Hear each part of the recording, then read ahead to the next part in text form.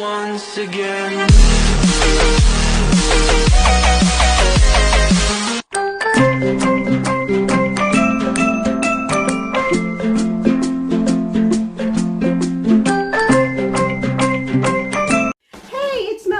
Once again, today isang napakasimple pero napaka-healthy na naman na recipe ang ihahatid sa inyo ng Mhelbeth Stable. Ito ay ang Spareribs with ampalaya or Bittergourd.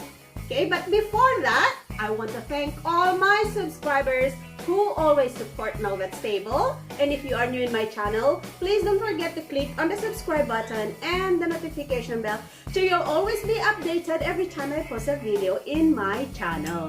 Alright guys, here are the ingredients. Para sa ating ingredients, gagamit tayo ng 1 pound of Spareribs, 1.5 pound of ampalaya, 2 cups of chicken stock, 2 big stalk of spring onion,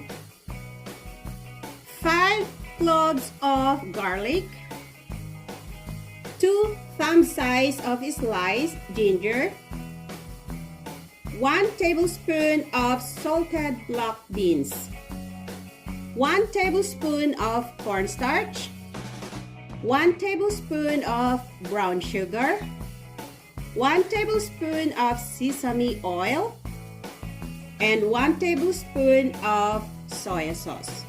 Okay guys, bago tayo mag-start, kailangan muna natin na i-marinate yung ating Spareribs. So first, nakalimutan ko, kailangan natin maglagay ng rice wine.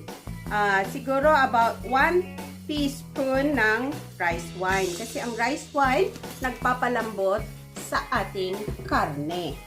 Alright? And then, lagay natin yung ating soy sauce and our sesame oil.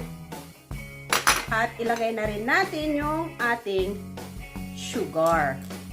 Okay? So, i-mix up lang natin siya. And then, we will marinate this for at least 30 minutes. Alright guys? So, see you later in a bit.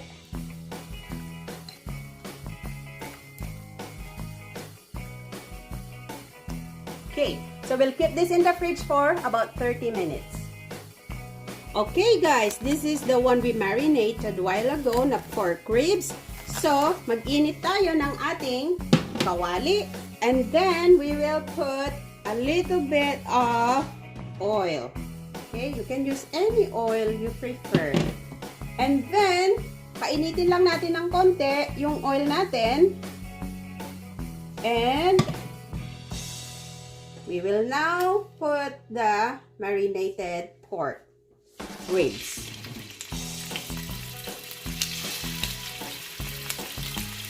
Huwag nating ilalagay yung sauce.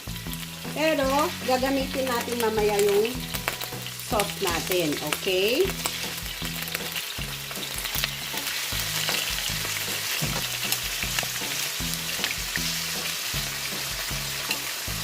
So guys, pagka nag-brown na yung both sides ng ating Spareribs, pwede na itong i-set aside. So, i-set aside ko for now.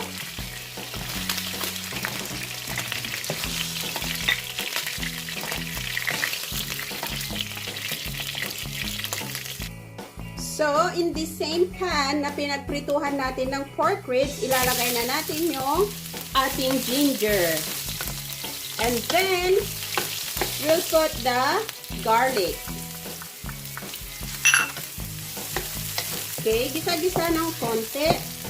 And then guys, yung ating black bean, salted black bean, ibabad nyo ng about 15 minutes sa tubig. Alright? And then, hintayin lang natin ng konting mag-brown ito. Then we will add the black beans. You don't need to put salt kasi maalat yung ating black beans.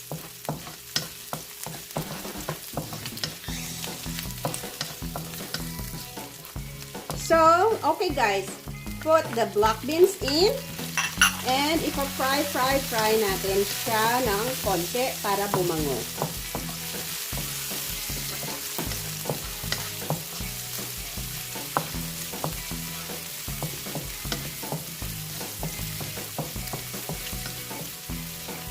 Then, ilalagay na natin ulit yung ating na-fry na pork ribs. Yan.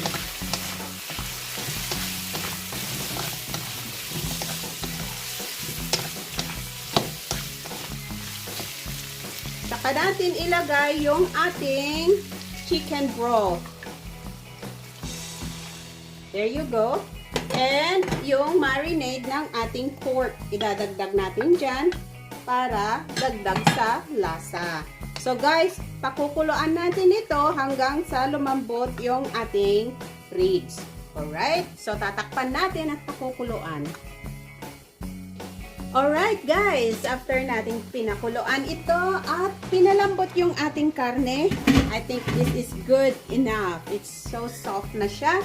Then, ilalagay na natin yung ating bittergourd. Okay? So, ihahalo lang natin and then, pakukuluan ulit natin siya para sa ganon, maluluto yung ating bittergourd. Ganon lang po kasimple. At para sa inyong kaalaman po, ang bittergourd, ang ampalaya na ito ay napaka-healthy. At napaka-healthy rin para sa mga diabetic. Kaya guys, kung may mga problema tayo sa diabetic na sakit, ito po ay ulam para sa inyo. Okay po? So, tatakpan ko ulit at pakukuluan natin hanggang maluto yung ating ampalaya. Alright. Luto na yung ating ampalaya. Okay, guys. Medyo malapot naman yung kanyang sauce. Pero, lalagyan ko lang siya ng konting cornstarch. Titikman ko lang yung kanyang sauce kung tama. Wow! It's good po.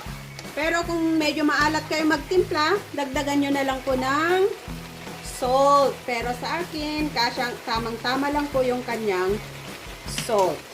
Alright. So, ilalagay ko muna itong aking spring onion. I-mix ko siya ng ganyan. So, mix-mix lang po yan. Madali lang naman din maluto yung ating spring onion. Huwag masyadong lutuin yung ampalaya natin para hindi siya papait. Okay? So, lalagyan ko lang siya ng konting cornstarch na nilagyan ko ng tubig. Para sa ganon, yung sarsa natin ay malapot at didikit sa ating ampalaya. Alright guys. Ayan, ready na yung ating ampalaya with pork ribs and black beans. Okay, ilalagay ko na sa ating plating at kainan na naman. Alright guys.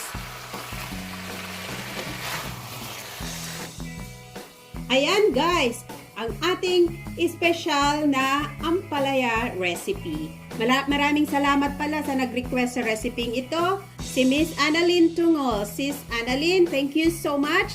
Kung may request po kayo na gusto nyong lutuin ko, please just comment down below.